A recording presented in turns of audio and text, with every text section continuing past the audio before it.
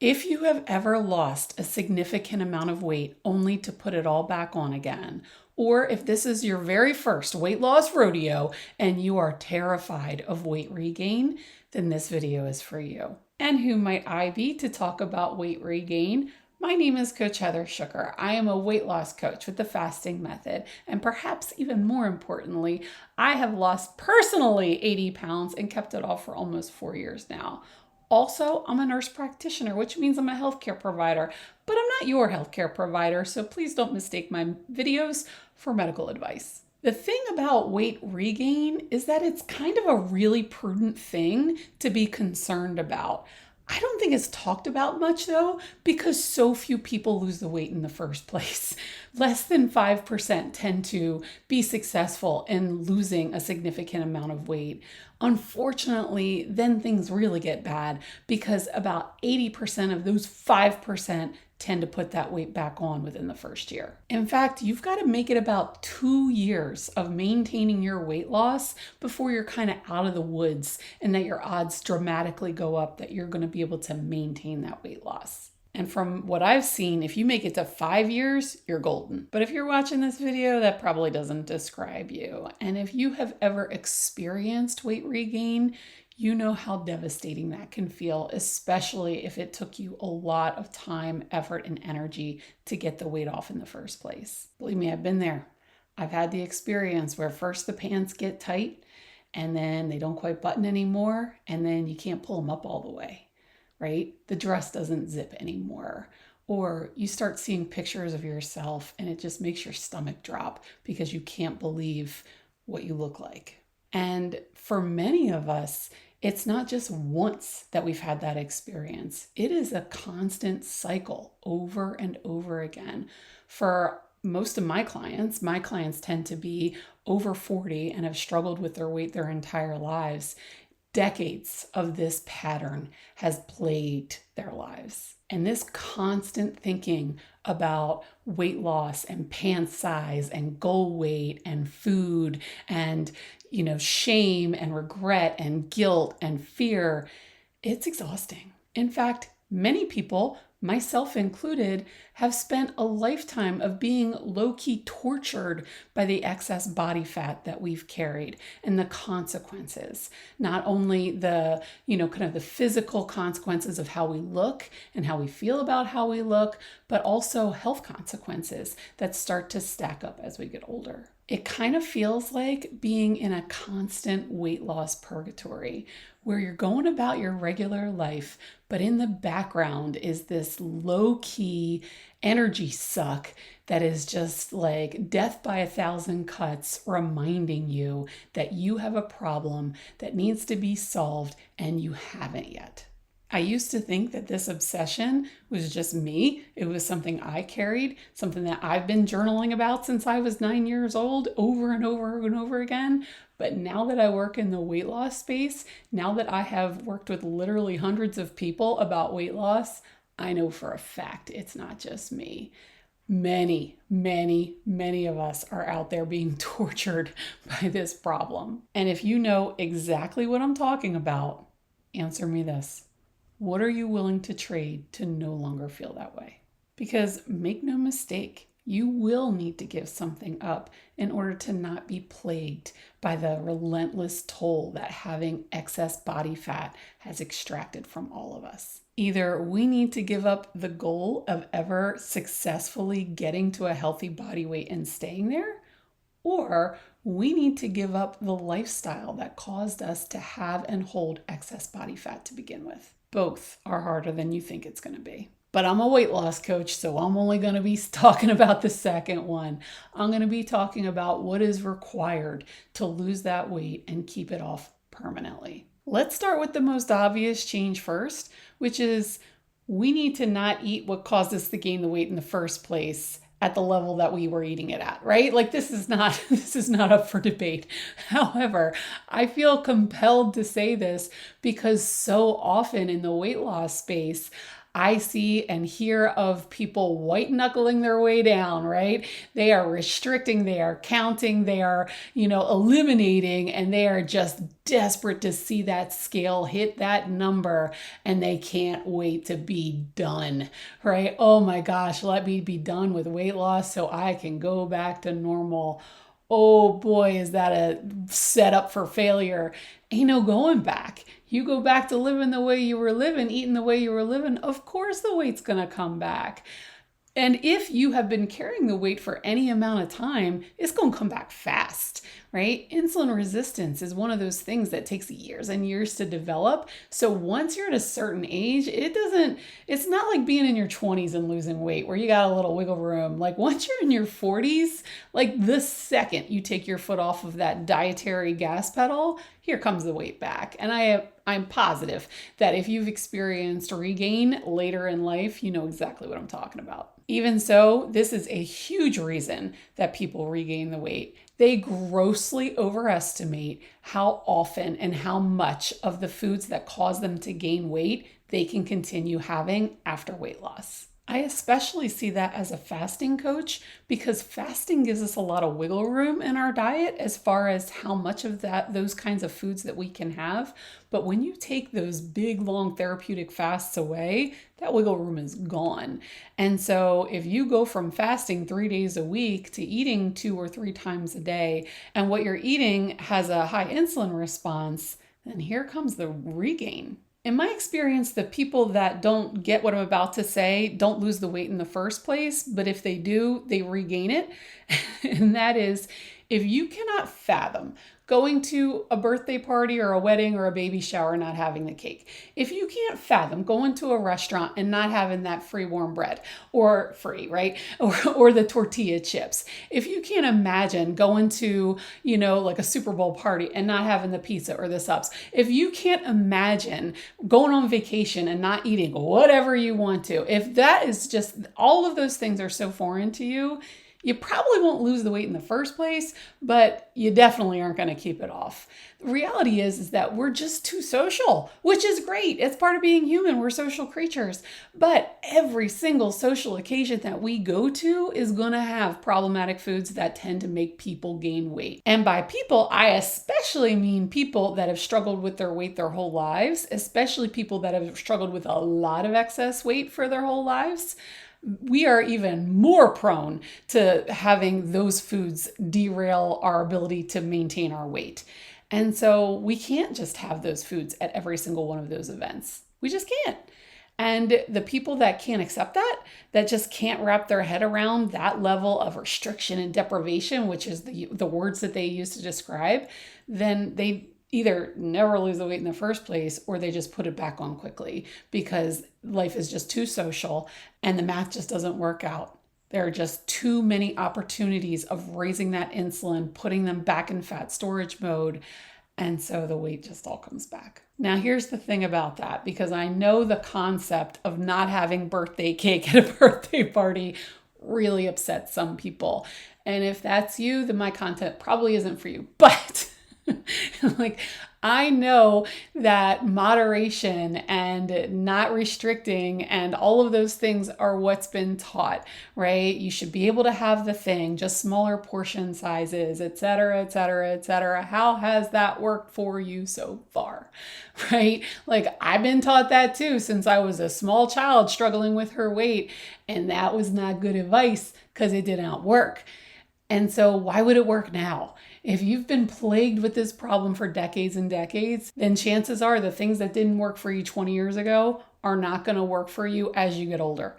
It's just like the ship has sailed. If moderation could have happened, it would have happened by now. It hasn't. And so that's probably not the answer. So the number one thing that I think is required to avoid regain is accepting the reality that a low carbohydrate diet, specifically a diet low in refined carbohydrates like sugar and grains and highly processed food, is required for weight maintenance. Any of us who have had excess body fat, I'm talking, 30, 40 pounds and up for any significant amount of time, I'm talking 20 years plus, we are insulin resistant. That means that our body is metabolically dysfunctional. And so, in order for us to keep the weight down, we need to keep insulin low. Otherwise, we are going to get right back into fat storage mode quickly. And what turns us back into fat storage mode quickly? High insulin. What causes high insulin? Carbs. And so, if we go back to eating even a moderate carbohydrate diet, the weight is coming back. It just is. And so, how low you got to go really very much depends on you and your level of metabolic dysfunction, but it cannot be a high level of carbohydrates, not in anyone I have ever met. But then there's the other reason that people regain the weight that they've lost. And it has nothing to do with not knowing or being willing to accept the fact that the low carb diet is necessary. They know it. And they can go bouts and bouts of not having carbohydrates or having very low amounts, but then life comes at them. Some big stressful thing, some big disruption comes at them, and then all the willpower that they thought they had, that willpower of steel, which is how they saw themselves, dissipates. It just disappears in front of their eyes. And they watch themselves eating foods that they know are a problem. And sometimes they do it and they're kind of apathetic or, kind of just disassociated from it. They're like, yeah, I know I shouldn't be eating this and I don't care. And sometimes they're watching themselves in horror. They know that they shouldn't be doing it and they're mad at themselves and frustrated with themselves that they're doing it anyway. And they feel like they've lost control over their bodies and they just can't stop. I assure you, I've been there. I've been in that I know what I need to do, why aren't I doing it situation. I've been in that out of body experience where I'm watching myself eat something that I wish I wasn't, where I get a case of the F-its and don't care about my health or anything else. I just want to feel better. I think a lot of us have been there, right? What's doing that? What's causing that? Well, I think it's our hormones that are causing that. Right? And several, right? There's a whole cocktail of hormones that can drive that behavior. And probably the most egregious after insulin is the stress hormones. And so when we are under the influence of cortisol, the stress hormone, we just don't seem to make as good choices about our eating behaviors as we'd like, even if we know better.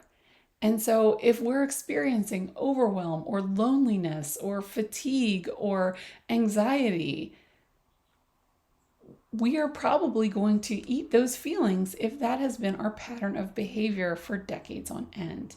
And that is the number 2 reason that I see people regain weight that they've lost. They have spent their entire lives coping with stress on some level with some form of emotional eating. And that pattern is so built in that when life gets lifey, that's what they go back to. And until that pattern can be interrupted, until a person can come up with new ways to proactively manage their stress and react to their stress, weight regain is inevitable. So if you've got one or both of those issues on deck, you got your work cut out for you. When it comes to the first issue with the carbohydrates and our addiction to them, frankly, if you've ever met with or talked to somebody who struggles with alcohol that is not ready to give it up, in their estimation, if the price of sobriety is not drinking anymore, then they're not willing to pay that price. And I have met plenty of people that use their words and they say that they want to lose weight and keep it off. But the idea of not having carbs at the level that they want to have them is abhorrent, right? Is not something they're willing to do. And if you're not willing to pay the price of the goal that you have set for yourself, then it's time to let go of that goal because you ain't ever going to get there. And that is a hard pill to swallow. And I get that. And I don't say that lightly because the healthier choice is to work on the health problem that excessive body fat is. But some people just aren't willing to make that change. I have certainly spent many, many, many years of my life unwilling to make that change. So I'm not judging anybody. But ultimately, that's what's required. It's looking at refined carbohydrates, your sugar, your refined grains as something that just doesn't work for you in the same way that whiskey doesn't work for an alcoholic. And people freak out the very concept.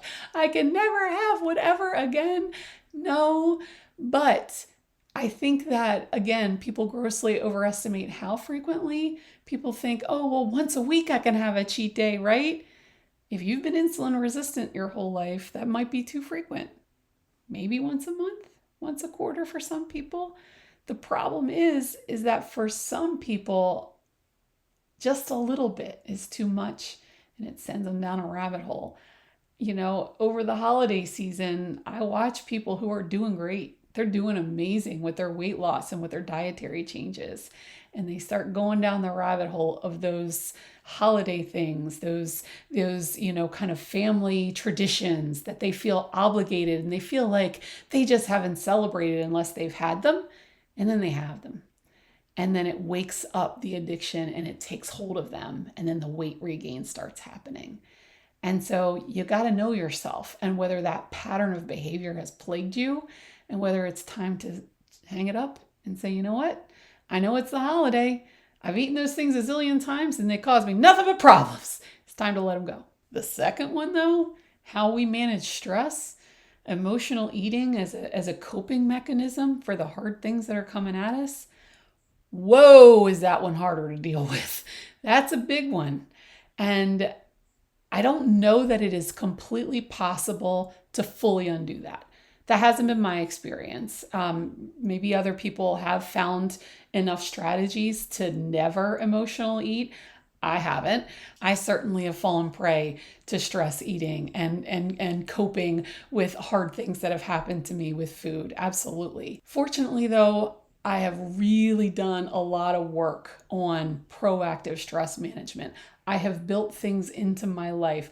I have learned strategies to manage my stress and cope with my stress so that even if I'm not perfect, which I'm never going to be, neither is anybody else, but for the most part, enough of the time that I can manage my stress in other ways, that I can hold the line, that I've been able to maintain my weight loss for almost 4 years now. So, one of the big ones that I talk about is exercise. Exercise is a beautiful weight maintenance strategy, but I don't think it's just because of what it does to our physical selves. I also think because of what it does to our mental self, because it is such a potent antidepressant and anxiety activity that it really goes a long way in keeping the demons at bay, if you will, when it comes to managing our stress. Now, I'm not a therapist, and even if I were, I shouldn't be giving you therapy advice here on the internet. So if you struggle with things that require medical intervention, get the medical intervention. If for nothing else, it's so that you fit better in your pants. Kidding. Obviously, I'm kidding. Look, if weight loss and weight maintenance were easy, a whole lot more people would do it, because I assure you a lot of people are trying. It's not. It's hard and it requires a lot of work. And unfortunately, what I see is people focusing so much on the weeds. They're focusing on the different diets and the different kind of protocols and the counting and all of that stuff. Most diets will work, right? As long as they keep the carbs down, most kind of, flavors of how to do things will be effective in some way. That's usually not the problem. Almost everybody knows that we can't eat a bunch of candy and go through drive-through a bunch of times and lose weight and keep it off. So why are people, kind of fighting over the minutia of these dietary programs? That's not where the problem is. The problem is way upstream of that. The problem is, life is going to keep being stressful. And if you don't manage it in another way, the weight's not going to stay off. It might sound like I've oversimplified things because weight loss and weight maintenance is complex. There are a lot of moving parts, and I am not arguing with that. I was talking about the two biggest ones that I see, the two biggest levers to pull to have any chance of getting this thing solved for yourself. Now, I may have painted a doom and gloom picture. And frankly, I'm justified because the failure rate is really high. So I don't know, take it for what you will. But maybe you're thinking, great, like, now what? Is there any hope at all? Of course there is. Of course there is. I'm sitting in front of you as a picture of hope, right? I personally have done it. If I could do it, literally anyone could do it. And if I had to give you a strategy of what to do first, I would say start moving. Go start taking walks, friend. Get your body going and moving. If I have to look back at where my success started in terms of me getting to a healthy body weight, I would pinpoint it to the day that I decided to do Couch to 5K. I decided to do that after my mother died unexpectedly and I was drowning in sorrow. I was depressed as a person could be, and still living and breathing. And I knew that that was not sustainable with a long life, and I had children to take care of. As such, I wanted to honor my mom, who was a runner, and so I decided I was going to do a 5K. And I downloaded the app, and it started with a 30-second run. So that action that I took, the decision first, downloading the app second, and most importantly, taking that first 30-second run is what I believe catalyzed my progress. And the reason I start with exercise, even though I know weight is lost in the kitchen and not at the gym, is because that is what allowed me to get my head on right enough that I could then start making the changes that I believe are downstream of that. And so if you feel like, out of control at this moment, maybe you didn't even watch this video because you're afraid of regain. Maybe you need to lose to begin with. That's where I would say start with movement, because that is going to beget a healthier cocktail of hormones in your body, and it is going to trickle down to your ability to manage life better, manage your food choices better, right?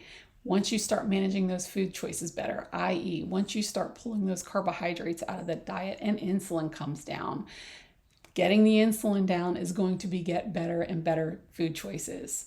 Once you do that, boom, now you're not as hungry anymore, and now you can start fasting. And then you can implement what I believe is the ultimate weight loss tool, which is intermittent fasting. So if you move, if you cut those carbs, and if you start intermittent fasting, that's the playbook. That is what I did to lose 80 pounds. It's actually 85 now. And so I know that it's possible. I would do it in that order. And once you get there, once you get to that place, the carbs can't come back, the movement can't go away, and intermittent fasting doesn't require big, long fasts, but we don't go back to snacking and grazing. We do a holding pattern where we only eat at meals.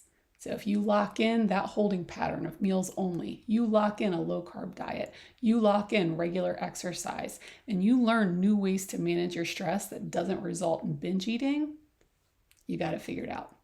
Make good choices.